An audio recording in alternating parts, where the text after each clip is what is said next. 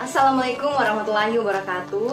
Terima kasih untuk kesempatan yang telah diberikan kepada kelompok kami, kelompok 5, yang akan mempresentasikan mengenai analisis bisnis dan kelayakan usaha. Adapun anggotanya yaitu saya sendiri, Rizky Liar Tumaraya, dibantu dengan Nur Kalbi Andini dan Andi Mulia M. Pasalowengi. Ya, baik, kita masuk ke pembahasan. Pentingnya studi kelayakan usaha. Studi kelayakan usaha atau bisnis merupakan sebuah pertimbangan awal yang harus dilakukan sebelum menjalankan usaha atau bisnis. Dari definisi tersebut dapat disimpulkan bahwa tujuan studi kelayakan usaha untuk menerapkannya dalam bisnis atau usaha adalah sebagai berikut. Yang pertama, memperlancar sebuah perencanaan. Dengan adanya prediksi untuk masa kedepannya, maka dapat mempermudah perencanaan. Perencanaan itu sendiri meliputi jumlah modal, waktu pelaksanaan, lokasi, tata cara pelaksanaan, besarnya keuntungannya, serta bagaimana pengawasan bila terjadi penyimpangan. Yang kedua, agar terhindar dari resiko kerugian. Tujuan yang kedua adalah agar terhindar dari risiko kerugian yang dapat dikendalikan maupun yang tidak dapat dikendalikan, sehingga menyebabkan stagnansi dalam berbisnis. Yang ketiga, mempermudah pelaksanaan pekerjaan. Perencanaan yang diatur dapat mempermudah pengaplikasiannya. Proses bisnis dapat dilakukan secara tersusun, sehingga para karyawan dapat memiliki pedoman dan tetap fokus pada tujuan, sehingga rencana bisnis dapat tercapai sesuai dengan apa yang direncanakan. Yang keempat, mempermudah pengawasan. Dengan pengaplikasiannya yang sesuai dengan perencanaan yang telah disusun, maka pengawasan dalam proses bisnis akan lebih mudah. Pengendalian. Bila terjadi penyalahgunaan dan penyimpangan, akan mudah untuk diperbaiki dan langsung dapat dikendalikan sehingga penyimpangan yang terjadi dapat diminimalisir. Tahapan proses kelayakan usaha. Studi kelayakan usaha dapat dilakukan melalui tahap-tahap sebagai berikut. Yang pertama, inisiatif penentuan ide dan pengembangan usaha. Yang kedua, penelitian potensi inisiatif pengembangan usaha. Yang ketiga, evaluasi studi kelayakan usaha. Yang keempat, penentuan. Yang kelima, tahapan perencanaan pelaksanaan. Yang keenam, pelaksanaan usaha. Saya serahkan materi selanjutnya kepada rekan saya, Nur Kalbi Andini.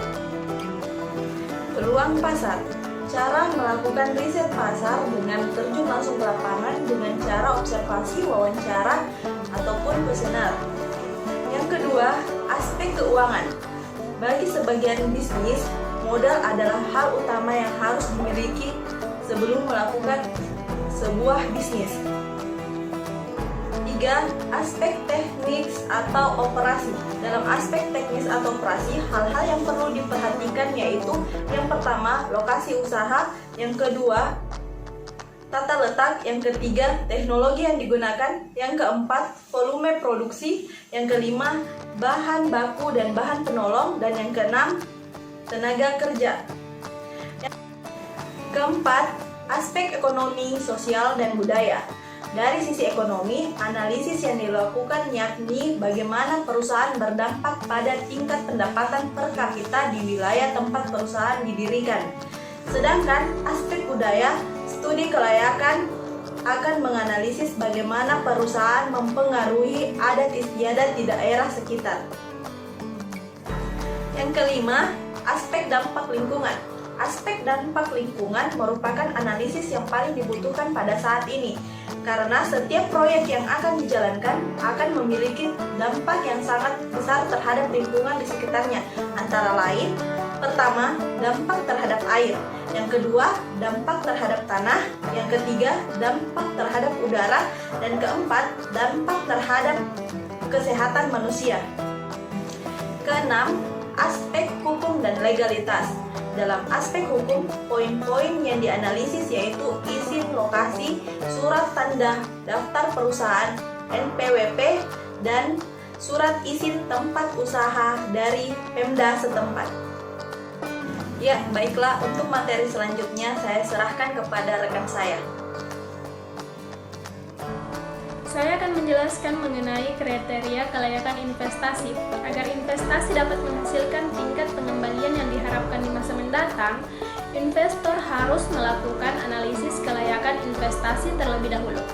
Sebelum mengambil keputusan investasi, penting dilakukan analisis kelayakan ini agar dapat menghindari penanaman modal pada proyek atau kegiatan yang tidak menguntungkan. Investasi memiliki ruang lingkup yang luas. Investasi dapat dilakukan pada pengadaan aset real seperti bangunan atau gedung, kendaraan, peralatan kantor, tanah, surat-surat berharga seperti deposito obligasi, dan saham. Investasi terbagi dalam 3 durasi waktu, yakni jangka pendek, menengah, dan panjang. Tujuan utama dari investasi adalah memperoleh keuntungan atau tingkat pengembalian yang tinggi. Artinya tidak ada investor yang mau mengalami kerugian, bahkan kehilangan dana atau modal yang telah ditanamkan pada instrumen tertentu. Nah, agar tak salah dalam mengambil keputusan investasi, wajib hukumnya bagi investor untuk melakukan analisis kelayakan investasi ini.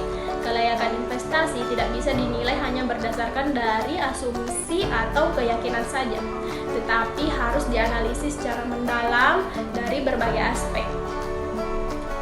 Adapun kriteria untuk berinvestasi bergantung pada kebutuhan masing-masing perusahaan.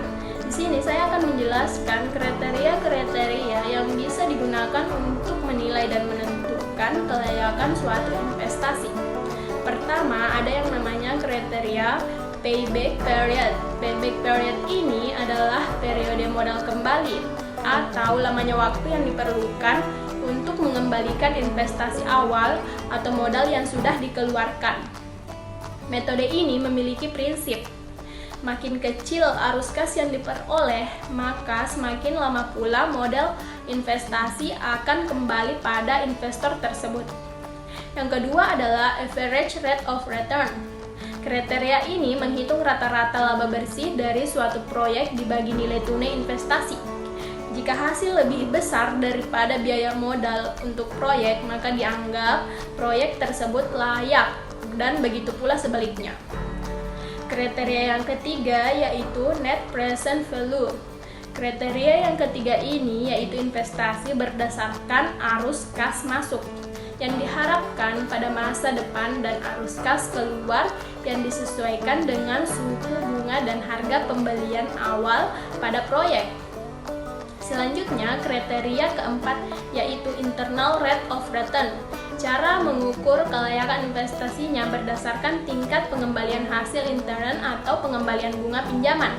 Apabila nilai internal rate of return lebih besar dari bunga pinjaman, maka usaha dinyatakan layak untuk diinvestasi. Begitupun sebaliknya, apabila nilai rate of return-nya kecil dari bunga pinjaman, maka usaha dinyatakan tidak layak untuk diinvestasi.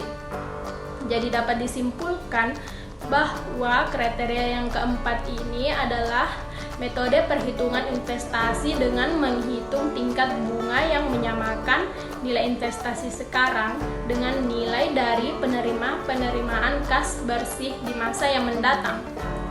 Lalu kriteria kelayakan investasi yang terakhir yaitu Probability Index.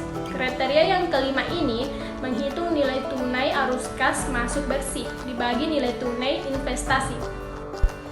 Jadi, dengan memahami dan mempelajari analisis bisnis dan studi kelayakan usaha akan memudahkan perencanaan dan pengambilan keputusan yang akan dilakukan oleh pelaku bisnis maupun investor. Kami dari kelompok 5, terima kasih. Wassalamualaikum warahmatullahi wabarakatuh.